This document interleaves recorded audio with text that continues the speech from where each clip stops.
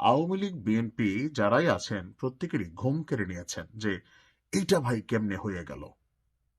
এখন ডক্টর ইউনূসকে নিয়ে গতকালকে মার্কিনী একটা সংস্থাটা হচ্ছে মার্কিন পর্যবেক্ষক সংস্থা IRI।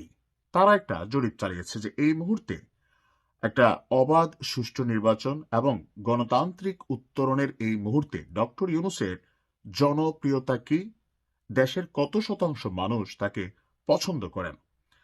সবাইকে অবাক করে দিয়ে 13ই সেপ্টেম্বর থেকে 12ই অক্টোবর একটা জরিপ পরিচালিত করে মার্কিন যুক্তরাষ্ট্রের এই সংস্থাটি। আর বাংলাদেশের 2/3 বেশি উত্তরদাতা, মানে তারা যাদের কাছে জরিপ চালিয়েছে, প্রশ্ন হচ্ছে এই সংস্থাগুলো যখন জরিপ চালায় আপনি দেখবেন যে সবসময় যে সরকারে যারা থাকেন তাদের জনপ্রিয়তাই 95% সবসময় পজিটিভলি একটা রিপোর্ট হয়। তো এখানেও এর ব্যতিক্রম হয়নি।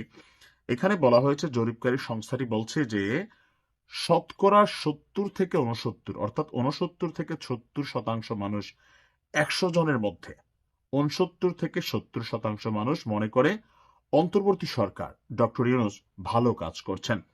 ওই জরিপে নেওয়া 70% মানুষ অন্তর্বর্তী সরকারের কার্যক্রমের প্রশংসা করেছেন। তারা খোলাসা করেই বলেছেন যে ডক্টর ইউনূসের নেতৃত্বে দেশের বেশিরভাগ মানুষ